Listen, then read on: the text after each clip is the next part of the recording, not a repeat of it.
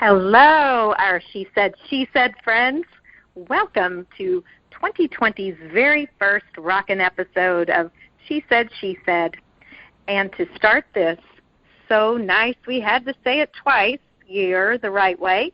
We're beginning with one of our fun hashtag eye candy shows, a very special feature where we celebrate and honor internet movers and shakers who are ideal. And by that I mean they are interesting, innovative, and iconic. They are incredible men and women, hence eye candy. I am Lanea Stagg, your co-host of She Said, and the author of the Recipe Records series of rock and roll cookbooks full of good food, good fun, and great rock and roll stories, facts, and trivia. And as a little treat today for 2020 and for the Kansas City Chiefs, I thought I'd give you a sampling of one of those classic stories that is recorded in the original Recipe Records cookbook, which covers hit music from the 50s to the 90s. And this tale accompanies my recipe for baby bird cakes, which are the best pancakes you will ever taste, and they're oh so easy to make. The story was written by my best friend and co-author, the late Maggie McHugh, and in this story, she refers to me as Laney, so I am the star of this cool story, which is none other than with Jacob Dylan, Bob Dylan's oh-so-talented son. So for the next couple of minutes, relax and join me for a Recipe Records story. And remember, this is written by the late Maggie McHugh, telling you the true tale of our adventure. Jacob Dylan, the son of folk legend Bob Dylan, and his band, the Wallflowers, were playing at a show at our favorite venue in St. Louis, The Pageant. It's a fabulous, smaller venue with a great atmosphere. The place was still fairly new when we went to this show, and luckily for us, it wasn't very crowded. We had seats in the balcony, but after the opening act, Everlast, finished, we noticed there was plenty of room on the floor right in the front of the stage. And Laney looked at me and said, "Let's go." We headed down to the floor and got our space right in front. We waited patiently while the previous band's equipment was torn down and the Wallflowers equipment emerged.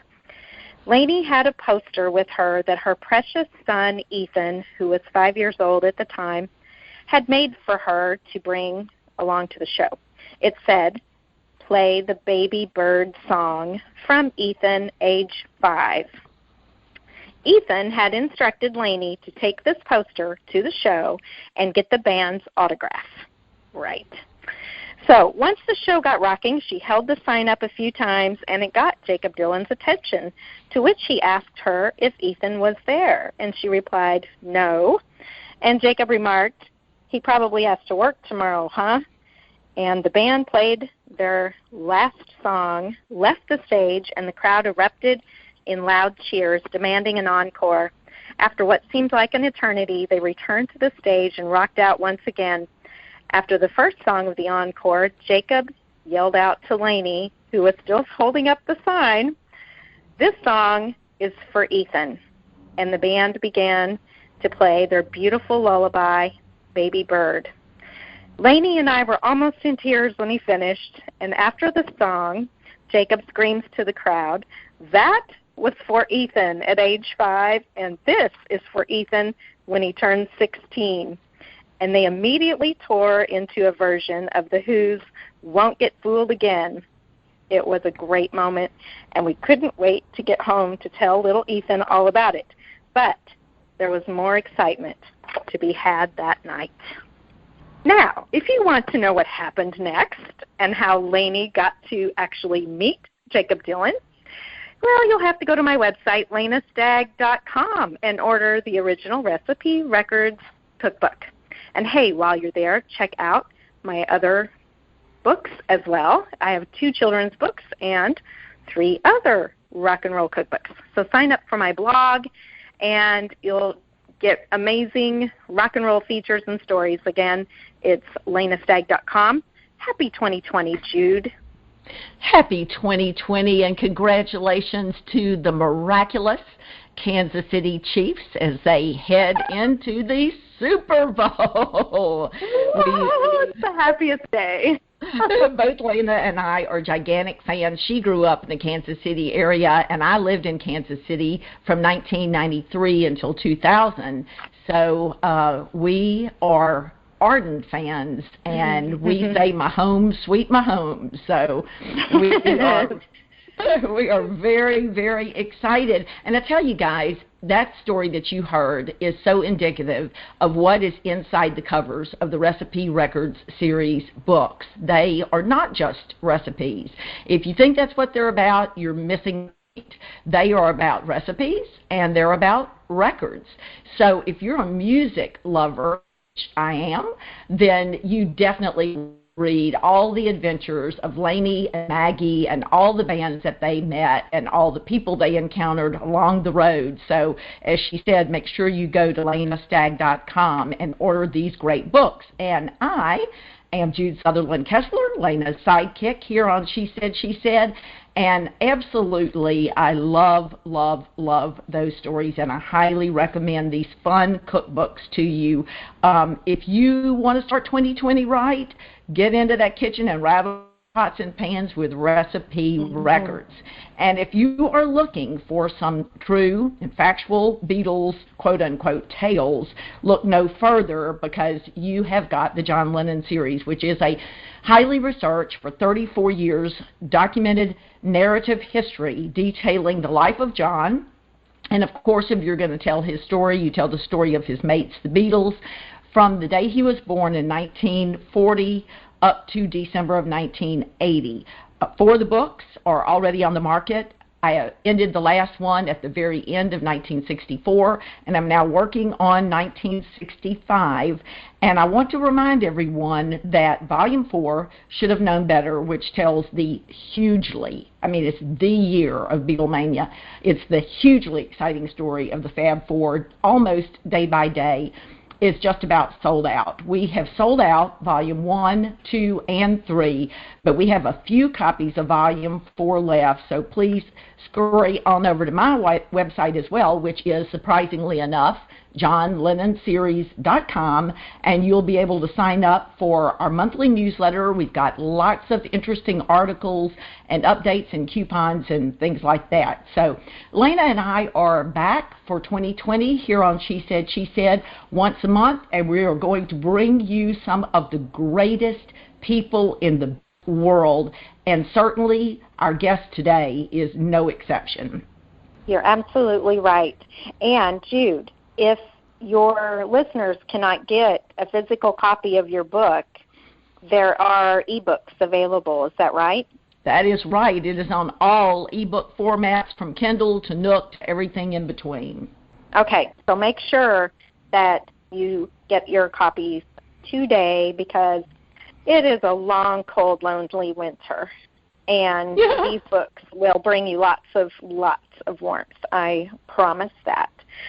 So Jude is absolutely right. We are thrilled to be talking today with the founder and host of the highly esteemed podcast, Glass Onion, on John Lennon. He's an English teacher, a musician, a blogger, and a podcaster from Egham, a town in England that he says is so small that some of the people who live there have never heard of it. But he's also lived in Thailand, Laos, Italy, and Spain as well. He's been a Beatles and John Lennon fan for 30 years, which means he became a fan about 4 years after Jude started writing the John Lennon series. And about a year ago, he put his knowledge of John Lennon to work via the Glass Onion podcast, a deep dive into John Lennon's life, music, and the complex psychology of John. And he's also really one heck of a nice guy. He was so sweet to ask me to be on the show last year. We had such a good time talking together. I thought it was going to go on forever. We could just talk for hours and hours. So Lanea and I are very happy to welcome to our show Mr. Antony Rotunno. Hey, Anthony, thank you for being our first guest of 2020 on She Said, She Said. Hi, Jude. Hi, Lanea. How can I possibly live up to that introduction? You made me nervous now. You can do it. You're from Egham. You could do anything. Yeah, I haven't lived in Egham for a long time, but I made up that joke myself because it's a small town. But it's a long time since I've lived there. I've lived in quite a few places, as you said, since then.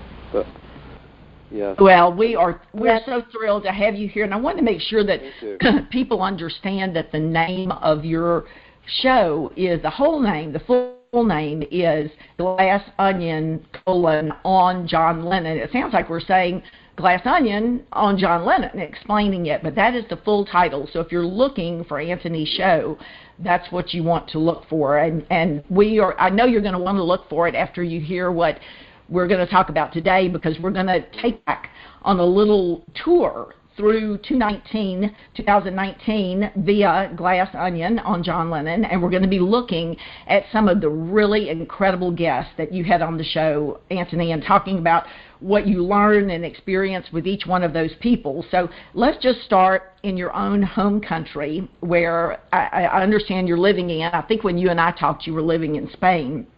But, yeah, that's right, yeah. I don't mean to move around so much. It's just I teach English as a foreign language. That's one of the reasons that I'm able to live in all these places. And I am a bit nomadic, I'll be honest. But I'm in England at the moment, yes. Well, how many times have you moved, Antony? How many times have I moved? Yeah, how many times? 4 or 5, maybe. Okay, well, I've moved 32 times, and I'm getting ready to move number 3. So I know, you told me that when you were on my show. I know. It's nuts, isn't it? Yeah. So how do you feel each time? Do you get used to it, or? Yeah, you do. After a while, you really start to. After a year or so, you start to get an itch to move, because you're like, I can't do this. I can't stay here. So I think you are far from being someone who moves around. I think you're very, very stable. But Well, one of the advantages of it actually is that I don't accumulate a lot of stuff, because there's almost a whole movement around decluttering nowadays, isn't there? Yeah, there is, and I can't get into it. I'm full of clutter, but I am full of clutter. No, I was going to say, a few years ago I had a massive decluttering. I had we call it in England a car boot sale. I think you guys call it a garage sale, garage sale. Right. And I made some money from that, and ever since then I've not really accumulated. My only real vices are books and maybe some DVDs, so it's not bad. Well, my husband is a Trekkie, and I, of course, have a gigantic Beatles collection. So we're clutter plus. But I hear you. It would be nice, but we're addicted. We really are. Well, it just so happens that the first podcast guest who was on Glass Onion on John Lennon is one of my very, very favorite people. It is Liverpool's own David Bedford, who is the author of many books. The first one was Liddypool, the second one, The Fab 104, and then his great book, Finding the Fourth Beatle. And he also made one of the films that I most respect. In fact, he was selected to be our featured artist for Beatles at the Ridge 2 years ago because of the superb work that he did in Looking for Lennon, this great film. And I know that you and Dave chatted a good deal about Pete Best, because he's great friends with Pete, and about Dave's insights on Pete's role in the Beatles and Pete's release from the band. So tell us a little bit about what you two talked about, if you don't mind. Yeah, so David and I met in Liverpool, actually at the Jacaranda, which I'm sure you ladies have heard of, which is the place that the Beatles left from to go to Hamburg in August 1960, and we just had a great time. We bantered from the first minute that we met, and Pete Best, of course, this whole issue, it's actually had a whole book written about it, a book called Drummed Out, which was written by Spencer Lee, who I think was a DJ in Liverpool. Mm-hmm. And I guess like a couple of camps have emerged, because as you'll know from the Tune In book, Mark Lewis and basically, I don't want to put words in his mouth, but he kind of said that Pete was very, very limited. And then David kind of has an opposite view. And I heard David talking to Robert Rodriguez, who I'm sure you know as well. Oh, yeah. And he was he was saying that he'd played the Decca tape to some drummers who'd never heard of it or never heard the tape before. And they said there was no trouble with Pete's drums. So, I don't know. Do you want my opinion on that? Should I? Sure. Yeah, I mean, about a week ago, because I knew we were going to talk about this, I sat down with the Decca tapes, and I listened to them on headphones, and tried to have a completely open mind as if I'd never listened to them before. And I must be honest, like, I find that it's quite repetitive, and it doesn't have those dynamic fills that Ringo brought to the band. But, of course, the counter to that is that we only ever heard Pete up to 1962, and unfortunately the Love Me Do, the Love Me Do recording where he starts using that skip beat that doesn't really work. I think he's kind of, a lot of people just judge him on that.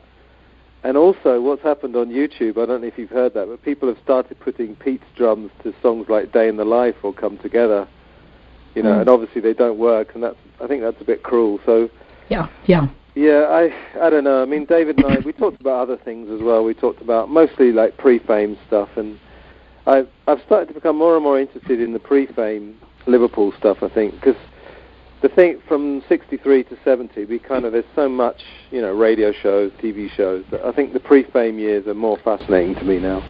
Yeah. So, yeah, we just had a great talk. He's a lovely guy. Yeah, he is. He's wonderful and so knowledgeable, and he really tries to get everything right, and I have a great respect for him. I have an old radio show called the John Lennon Hour, and Pete was on there, and he was nice enough to let me play his version of several Beatles songs, and then we would play Ringo's, and we did them side by side. And, Pete was holding up very, very well, and I think you've made a brilliant point that most people are not taking into consideration, and that is you can't judge someone who did not get a chance to go past 1962. So, that's unfair, because look at how the Beatles blossomed and changed and grew in those years afterwards. He did not have that opportunity. So anyway, we're going to listen to a quick clip of your program on Glass Onion with Dave Bedford, and then we'll get your comments on that clip. Anthony, here we go. Pete Best. All right. Yes. Right, strap yourselves in, everybody. What a big debate. So there's obviously a lot of quote-unquote revisionism that goes on in different places. One thing, I listened to you talking to Robert Rodriguez, the myth about the Camford taking away his bass drum. Yeah. Just explain that. Because Camford didn't do rock and roll. No, he didn't. That's it. And this is the lengths to which I go to my research. I got the 100-song set of Bergkamp's songs, right, and listened to them all. Trust me, that is painful for someone who's a rock and roll fan. What kind of stuff was it? It's what they call in Germany, they call Schlager music. It's light entertainment, big band. So you'd have drums, but it would be more accent on the snare and the cymbals, a little bit of bass to keep everything in time. But it's not a dominant instrument, because your main thing is it's your melody and all the other instruments going on, like an orchestra. So Camford, doing what he did with Sheridan and the Beatles, that's why he picked an old Scottish folk song, like on it, and When the Saints Go Marching In, because they were of that ilk that would be known enough in Germany, but it was not Little Richard and Chuck Berry, it was not rock and roll. So at that time, so in June 61, the Beatles have now developed this very hard rock and roll sound. Pete's developed what they call the atom beat, because they had to match out. They had to get the punters off the Grosse Freiheit into the clubs. So when you see the auditorium where they recorded, and I went there a couple of years ago, it's like a big school gymnasium with a stage and curtains. If you want to record a Scottish folk song with a bit of a funky rhythm like Sheridan did, you do not want a thumping rock and roll bass drum, because you're recording it live. There's no baffles, there's nothing to separate the sound. So you'd want it to be quiet. And so Campbell said to Pete, all I want is your snare stuff and a cymbal. Now the rumour about taking the ones that I think came from Tony Sheridan. Because him and Pete Best, they had a fight. Oh, they yeah. didn't like each other, right? Yeah. So when you're examining evidence for eyewitnesses, you think, okay, why is he the only one who's told this story? Is there history? So, Anthony, what is your reaction to that? Well, I mean, that's one good example, the Bergkamp issue about taking away the bass drum. I think, I haven't read Tune In for a while, but I think Mark Lewison did have other examples. I think Decca was one of them. I can't remember the details, to be perfectly honest with you, but I think unfortunately, it's a riddle that you're never going to solve, because we didn't hear, like we said, we didn't hear Pete after 62, but, it's interesting. It's constant revisionism. I'm sure you found in your research that things that you thought were definitely true turn out not to be. So I guess do you think these things will ever be solved, or will they just go on forever? At some point, I think we have to get to the bottom of what really actually happened, and a good example is whether or not Neil Aspinall was in the room when Pete was let go from the Beatles, and of course all of the early documentation, including the book that you mentioned, Drummed Out, very clearly states that he was not, that he was waiting downstairs in NIMS for Pete to come out of the office. Pete himself said he was not in the room. But in recent years, that scholarship has changed, and there is a worry in the study of historiography that people will begin to change history for their own selfish reasons. So I think that's something we have to guard against, is making sure that people don't change it for the sake of inventing new things or coming up with new perspectives, and we stick to the truth. But I don't know. You ask a great question. Will we ever get to the bottom of it? I'm not sure. But you also, yeah, go ahead. No, I was going to say, David came up with another idea, which is rather than to think of Pete or Ringo, you can actually think of the Beatles up to 62 was the Pete band, in that it was more basic rock and roll. Yeah. And then after 62, they started recording, obviously, and they became more innovative. So you can kind of think of two bands rather than trying to decide between the two drummers. So I love that. And you can do the same thing. That's absolutely the 100% truth, and you can do the same thing with managers. There was that garage band, that leathered, rough band that Alan Williams managed. And then there is that polished, suit-wearing, bow-at-the-waist band that Brian Epstein managed. They're two different bands, Yeah. So I love that. Well, you also had one of my very favorite people. In fact, we wanted to have him on our show. We had him penciled in for last October, and somehow we lost touch, and I adore author Philip Kirkland, very knowledgeable author who wrote All Roads Lead to Lennon. And you had him on your program in 2019, so tell us about his new book and anything special that he revealed to you when he was on your program. Well, yeah, I mean, the interesting thing about this is that it's not necessarily a John Lennon book, because it's more or less the prehistory of John Lennon's family. There are some Beatles stories, for example, the tour to Scotland, and he talks about Julia Lennon. Julia Lennon's probably a character I have an extreme fascination with. Also, I mean, to be honest, I don't know if it's possible to have a crush on a historical figure, but there's something about Julia. I think if I'd ever met her and I was one of John Lennon's friends, I would have been quite taken with her. But yeah, I mean, we had a great talk. We talked a lot about history in general and how, we're kind of given a mainstream view of history, and at school and things like that. And we both said it's a healthy thing to question what you're told. And I love the 19th century history of all the Irish that came to Liverpool after the potato famine. And as far as, I mean, there were lots of coincidences. You must have found this in the Beatles story. There's so many coincidences that's why some people think it was almost preordained or something. But I'll just give you one example. Isaac Epstein, who was Brian Epstein's grandfather, and William Pobjoy, who was the grandfather of the William Pobjoy who was John Lennon's headmaster at Quarrybank, they both had shops on the same road, which is Walton Road, Walton. And in 1915, soon after the Lusitania disaster, so during the First World War, there were rumors being put around that both of these men were German. And of course, after the war started, there was almost going to be a witch hunt against anyone who could be proved to be German. And both of these men both put adverts in the Liverpool Echo, which were almost exactly the same, trying to find out who'd made the slanderous accusation and offering £50, which was probably a lot of money in those days, to anyone who could find the culprit. So that's either a coincidence in that two men happened to put the same advert, or if they were actually colluding, let's say, colluding is not the right word, but if they knew each other, then it's a coincidence that Brian Epstein's granddad and John Lennon's headmaster's granddad lived on the same road. One of the things I found about Liverpool is that in comparison to London, it seems very small. It seems like everyone knew each other, you know. Mm-hmm.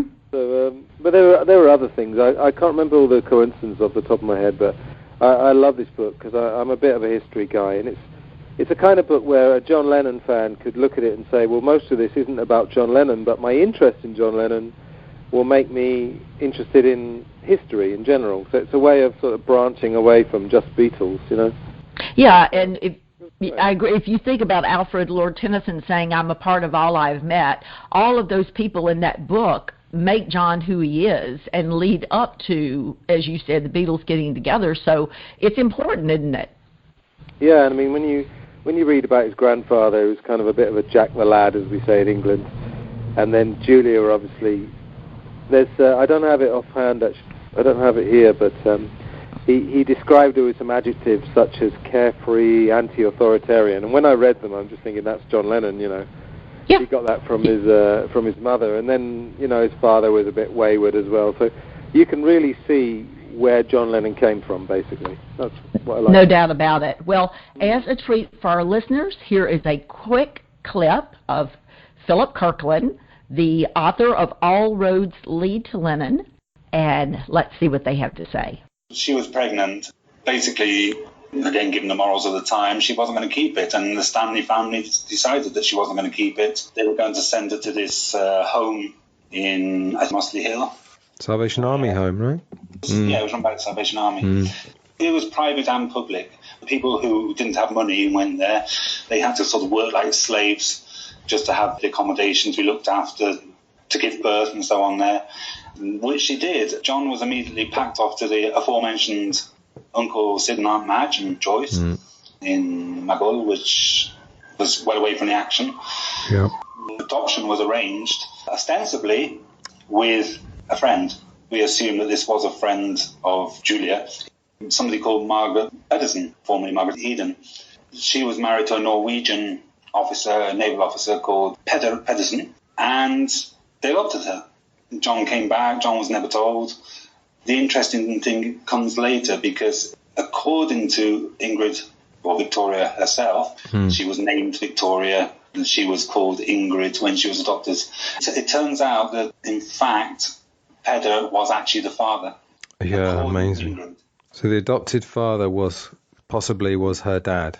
So he had an affair with Julia, basically. Yeah. If we look at the childhood photos of Victoria, or Ingrid, I think we call her Ingrid, she has a blonde, pale look, a sort of stereotypical Norwegian look. So I think it's entirely possible, no? Right, yeah. Sort of Scandinavian look. So Julia never saw the baby, is that right? And was told that the baby had gone to Norway, but the baby was actually very close by. Was it Crosby? Yeah, then Crosby. It's a sort of suburb of Liverpool, yeah. Very close. You know, Anthony, I was really honored to be able to read Philip's book before it was released, and I have to say, of all of the books that I have encountered, and some do an excellent job of giving John's family history, but this is the most authoritative. It's very accurate and thorough. What was the thing, if you had to say there was one thing that impressed you the most about Philip's book, what would it have been? I mean, probably that he's very fact-based. I mean, when I interviewed him, he said, you know, I'm not interested in kind of anything airy-fairy, if you know that term. You know? Oh, yeah. Yeah, because we were talking about the kind of theories that people have about Strawberry Fields, the song and the place, and he was more fact-based. But I mean, it's well-researched, it's well-written, not judgmental either. And the other thing I liked about it is, if you notice, beginning of each chapter, there's a philosophical quote, and I kind of like that. You know, I'm a bit of a sucker for a bit of philosophy as well. So, yeah, I mean, a great book. And the stuff, I said, the stuff with Julia, I mean, she's such an enigmatic character. You could definitely question her, you know, she's a questionable mother, perhaps, you know, encouraging John to bunk off school, but, you know, he wouldn't have been what he was without her, and it's fascinating to think what she would have done in the 60s, you know. Oh. Yeah, yeah. Isn't it? I heard a quote lately that, and then we're going to turn it over to Lanea because I know she has some things she wants to ask you, but I heard a quote lately that I thought so applied to her. My nephew said to his mother, "You're a parent instead of a parent." And Julia was a parent. You know, she was definitely a peer first and a parent second, and that definitely made John the person that he became. So, you know. Yeah, kind of an auntie or a sort of flighty aunt or even a big sister, you know. Yeah, exactly. All right, Lanea. Well, Antony, I know that as the author of a book that blends food and music, I am a true music maniac. And I was intrigued to hear that you play in a band. So tell us about the band, if you don't mind, and what instrument do you play, and give us all the details. Sure. Well, unfortunately, because I left Spain in July, the band, we're not technically together. But at certain, you know, I could go back there, you never know. But the band was called the Backfield Plan, which doesn't necessarily mean anything. It's actually the name of a song that we covered. I have a friend who I've known from school, and he's written about 150 songs, but he's never really performed them, and I thought they're too good not to be performed, so we started covering his songs, and we named it the Backfield Plan. I was a singer, guitarist. I play a little bit of piano, and I play a little bit of bass, and it was a rock band, more or less. I mean, we had an acoustic version of the band, which was using an instrument called a cajon, which is basically a box where you can get a bass drum and a snare drum sound.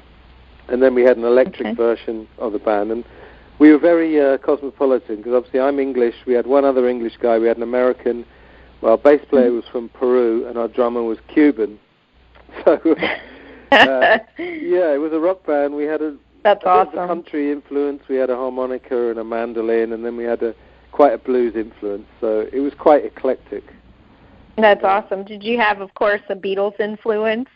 Oh, definitely, yeah. I'll send you some of our music. Beatles and Dylan, I would say.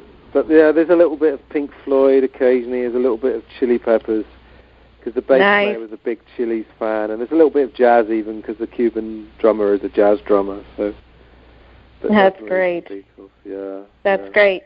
Well, I also remember reading that you were invited to be on Julian Charles's podcast. I think it's called The Mind Renewed. Mind Renewed, yeah. And you talk about your band and play some of your music there. So tell us a bit about that cool experience, and then I'd love to play a little interview or a little bit of that interview if we have that for our listeners. Yeah. Well, I'd been on Julian's show a few times. We originally made contact in 2014, and his show is, I guess, a bit about society, about politics generally, but it's very eclectic. And I was on his show, and we talked about things like advertising. We did one called Truth Comedy, which was about how comedy can reveal truths using people like Bill Hicks and George Carlin, if you've ever heard of them. They're my favorite stand-up comedians. And then I went to India last year. Didn't make it to Rishikesh. I almost got there, but it was the monsoon season. It was absolutely impossible. But just before I went to India, literally about 3 days, Julian contacted me and said, I've just heard your album. Would you like to come on and talk about it?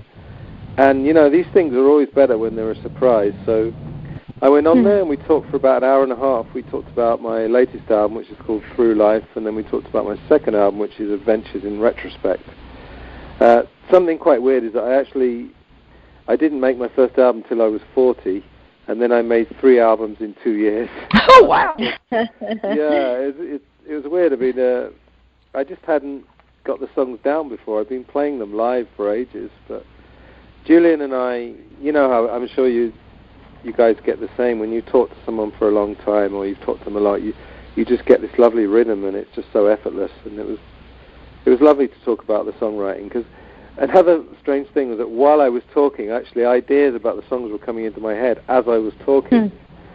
So I wouldn't have thought of some of the things unless he'd been asking me. So it was, it was really cool. Sure. I enjoyed that. Very inspirational. That's awesome.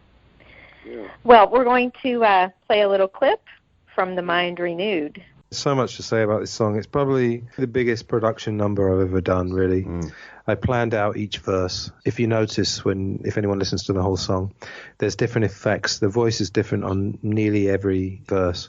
The reason it's called Lessons of War, there's a line about, it's a silly line really, teacher smiles and drops another bomb for us all. Obviously, it's not to be taken literally that the teacher is dropping the bombs. I suppose, in a way, it's the idea that we're all supporting war by paying our taxes, and we sort of perhaps do that unquestioningly.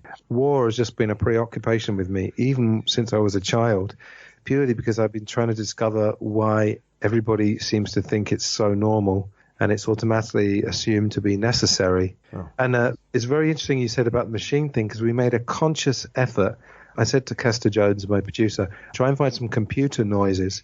And very interestingly, the sound effects, which we spent a good 2 or 3 hours putting together, some of them are bombs and missiles and helicopters, but other ones are like computers. And I think one of them is something like a photocopier or something. Because you're absolutely right. You know, it's a military-industrial complex. It's the war machine you and I have talked about many times. Absolutely. And you've got loads of effects in there, and you start off with church chimes and birdsong at the same time. Yeah. And I just wondered are you linking somehow the state and religion there? Is that what it's about? The capturing of the religious sensibilities for the purposes of the state, you know? I mean, that sounds very impressive. Civil religion. I should just agree with you there, shouldn't I? No, when we were putting the sound effects together, Kessler had a file of 100 sound effects. And the birds tweeting actually came with the sound effect that was called bells. And we just played it, and there's something about a bell that does sound very ominous. Yeah. You know? What really happens, rather than me having a specific idea, what I say to Kessler often, he's very much on board with this, try stuff, and then sometimes the meanings come to you as you hear it. You think, well, this is appropriate for this song, and then the meaning comes to you. Okay, so Antony. Okay. So do you want to comment? Yeah, so that was about, a song called Lessons of War. And war is a topic that fascinated, maybe fascinated isn't the right word, fascinated and horrified me for a long time, you know, because we all grow up, don't we, with wars all around us. There's never really been a time when there hasn't been war, so I'm getting a bit serious here, by the way. And I'm also planning to write a long blog post. I have a blog about Vietnam, and I've been watching documentaries and reading books, so it was nice to do a war song, and it's probably the most crafted song I've ever done, and we used a lot of sound effects, as I talked about there, and Well, that's terrific. Yeah, a lot of artists find this, like you write a song or you write a book or something, and sometimes you read it back or you listen and you think, oh, I wish I'd said something else. But that song was actually one of the ones that I feel was complete. I felt like it was everything I wanted to say, which is satisfying. Good for a neurotic artist to have that, you know. That's gorgeous. Well, Antony, I know that one of the guests who've been on your Glass Onion podcast who really intrigued me was Ken McNab, who wrote the new book about 1969 called And in the End. Yep. So tell us about that book, Antony, and what was Ken's focus? And does he reveal anything about 1969 that you or us haven't known? Yeah, well, I mean, effectively it was about the breakup, because as you guys know, the band basically broke up in 69. I mean, okay, they were together in name. They had one recording session on the 3rd of January 1970, with only 3 of them, known as the Threetles, Paul, George and Ringo. But yeah, Ken's book was basically about the slow dissolution of the band. But that probably makes it sound a bit depressing, but it wasn't. It was very inspirational, and I actually got him to read the end of the last page of the book, or a couple of the last paragraphs, because he put it so beautifully that, in fact, 1970 was the beginning of, a new era. But the things that surprised me, I don't know if you know this, but you'll know that when the Paul is dead stuff started happening, Paul went to retreat to his farm in Scotland, and Life magazine followed him, and you know this story where Paul threw a bucket of water on them, and then someone took a photo of it, and he said, will you get rid of the photo if I give you a 5-minute interview? And amazingly, he said, I can't remember the exact words, but it's something like, the Beatles thing is over. He actually told Life magazine that, and that was in maybe November or December 69. And that got completely missed. Wow. and obviously we know the official story is that they ended in April 1970 when his McCartney album came out. But that was amazing. And the other thing that was quite amazing that really showed the difference between 1969 and 2019, we did the interview, was that obviously, all this stuff is going on with the Beatles, with business and with music, but they all went on holiday in the summer and were completely incommunicado for, 2 weeks or 3 weeks. So all that stuff can just be put on hold for a few weeks, which obviously would never happen now, Mm-hmm. Nowadays you have to be glued to your phone, it seems like, and you can't be out of contact for 2 hours, let alone, 2 weeks. So I thought that was really interesting. But it's a lovely book, and our conversation was strange because we did nearly 4 hours over 3 Skype talks. Wow. Jude said, her and I conversation could have gone on forever. I think that's the most characteristic thing about my podcast, is that we go on tangents all over the place. And I don't know, Ken and I basically went on a journey, over. I think I put out 3.5 hours in the end. I had to edit it a bit, but we did 4 hours altogether. Wow. Well, we're going to play a clip from your podcast. This is Glass Onion, and you're going to be playing a clip of your chat with Ken McNab, the author of And in the End. John Lennon gave an interview to Ray Coleman, I think, where John was always prone to exaggeration, but he did say during this interview that Apple was losing money. At the rate we're going, we'll be bust in 6 months or something like that. Yeah. That screams headlines all over the world. Beatles in bankruptcy shock. So at that point, there's a guy sitting in the heart of Manhattan called Alan Klein, we touched on earlier, and when he read that headline about Lennon says the Beatles are going bust, he rubbed his pudgy hands in glee and said, "Gotcha." He came to London in February 1969, had a meeting with John and Yoko. It always has to be John and Yoko, it's never John on his own. And pressed the right buttons, Anthony, because he appealed to John's vanity.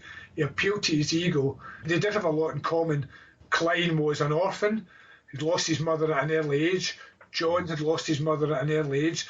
Klein was a profanity-spewing hustler. And John liked that. There was no privilege to Klein, and he spoke honestly. And that all appealed to John. But in the background to all this was Lee Eastman, Linda Eastman's father, and John Eastman, her brother. They were showbiz lawyers in America and New York, very successful family business, and they had floated the idea without it being official in any shape or form about, maybe we could help out, and the contrast between the Eastmans and Klein could not have been more different, because the Eastmans reeked of Park Avenue privilege, and Paul is very class conscious, and that appealed to his vanity, and also they're almost family. In a couple of months down the line, the Eastmans would be family. So you have this terrible dichotomy between the two parties. Anthony, I love what you guys were talking about. You want to comment on that a little bit? Well, there's a little bit of Ken's humour when he said Alan Klein with his pudgy hands was rubbing his pudgy hands to get his hands on the Beatles. Yeah, Ken's got a great sense of humour.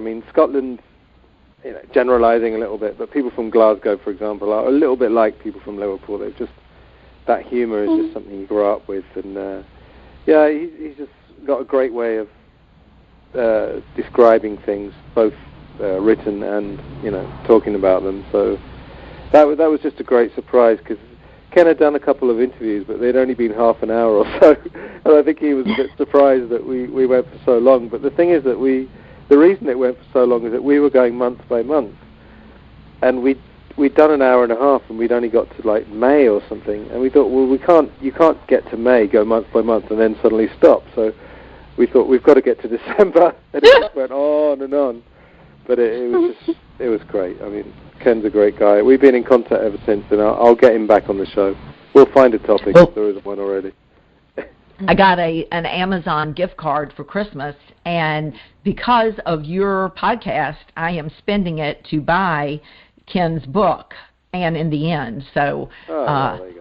thank you very much for turning me on to that great book, which I will definitely need when I get to that section of the John Lennon series, and I can't wait to read it, too. So we are running out of time, and we've only touched on just a few, and I mean a few, of the great guests that you had on your program in 2019. Of course, I was thrilled to be invited on the show around John's birthday, and I know you also talked with someone that I wish we could have explored a little bit more, John and Yoko's assistant during the early 1970s.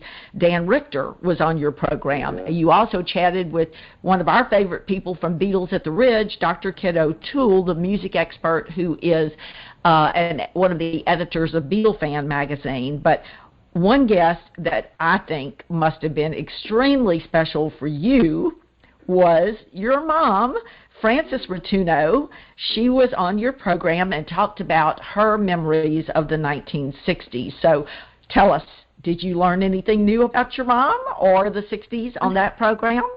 Well, yeah, that was pretty interesting. The basic premise of our show, this will sound absurd for a show that's supposed to be entertaining, but my mum has always told me that for her, living in the suburbs of the 60s, nothing was swinging at all. It was completely boring. There was no swinging 60s. So I guess the premise of our show is to explore normal life. But we found that the kind of, I mean, I know a lot about my mum. You know, we're very close. We've been close for a long time. We went through a lot when I was a bit wild in my 20s. So we've got a strong bond. But we found that we were celebrating ordinary life, and that was our kind of conclusion. That the swinging 60s was fine, but, ordinary life's not bad either. And the thing I learned about my mum is that her and her friend used to jive to records in, I think it was her friend's living room or their bedroom. So never knew that about my mum. Yeah. No, it was great. It's nice to make one of your family members slightly famous as well. So a few hundred people have listened to that talk at least. So that's great. Those historical records are important. I mean, the person who lived the day-to-day life. I was from a very small town in Louisiana, very conservative North Louisiana town, and there was nothing swinging going on in my 60s either, unless you count going out to the swing set and swinging. That was it. That was a full extent of it. So, but that was so brilliant to invite your mom on to give her firsthand details. And I mean, she was giving you insights that nobody else could provide. And Lane and I, of all the guests, and we love all of our guests, but I think, well, I'll speak for myself. The ones that I cherish and really hold in my heart are when we get to talk to people like Ivor Davis, who toured with the Beatles, the only person to go on the whole North American 1964 tour with the Beatles, and with Art Schreiber, who joined a week late because he was covering the Democratic National Convention. But those guys, they have the first-hand knowledge, and to me, that is such a wonderful and rare opportunity. It was a spectacular experience. And speaking of an opportunity, Antony, we want people to have the opportunity to hear Glass Onion, on John Lennon in 2020. So how can they hear your amazing podcast, and how can they follow you on social media? Okay, well, I host it from SoundCloud, so it's soundcloud.com/glassonionjlpod. And then I'm on most of the platforms that everybody will know, iTunes, Stitcher, Spotify, Podbean. There's also a Facebook page, and all of those are Glass Onion, on John Lennon, as you said, and then the Twitter handle is @Onion Lennon, that's capital O, capital L. And, all I can say about my show really is that it's, as you said, it's a deep dive. I mean, really I find that a lot of the time the tangents are the most fun. I mean, these topics have been talked about a lot, but I find, I like these organic conversations, and they can go off into any territory we want to, so there's no rules. So some of them are a bit long, it must be said. But, I keep them to, I don't know, an acceptable length. Is 2 hours an acceptable length? I don't know. Sure. Well, no those long conversations, they provide a lot of organic thought and material that that people are loving, catching especially on a podcast where you can listen to it when you're sitting there on the bus or whatever. And so it's a terrific opportunity to listen to these amazing stories and conversations about material that most people probably do not know. So thank you so much for being on She Said, Antony, and we wish you all the best for your Glass Onion podcast in the upcoming months. It's been a joy having you here with us to kick off the new year. You're very welcome. Thanks for the invitation. And I've stockpiled a lot of episodes, so the podcast will keep going. I thought it would have like a natural end. I thought I'd run out of topics, but that may not be the case. It may go on all of this year and beyond. Who knows? I have a feeling you're going to keep on going. Yeah, probably. Thank you so very much that you are back in England and a British band and start rocking the UK. Yeah, all right. Thanks very much. Thank you, Antony. Thank you. And to all of our listeners today, hang on to your hats, because this year on She Said is going to be Mr. Toad's Wild Ride. I know Antony and Jude are chuckling at that reference, since John so loved Wind in the Willows and the incorrigible Mr. Toad. Oh, yeah. But it's true. This year, She Said is going to give you all a chance to hear from some extremely incredible folks in the Beatles world. First up, in March, it's the return of one of our most popular guests ever, Mr. Rogue Best. And with Rogue will be the handsome, talented, and always beloved Beatle, the one and only Mr. Pete Best.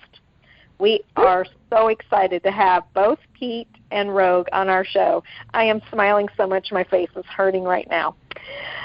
Then, in April, it's tea time with the lovely, witty, and brilliant Angie and Ruth McCartney, two of our very favorite people. They have the best live shows on Facebook. You should check them out.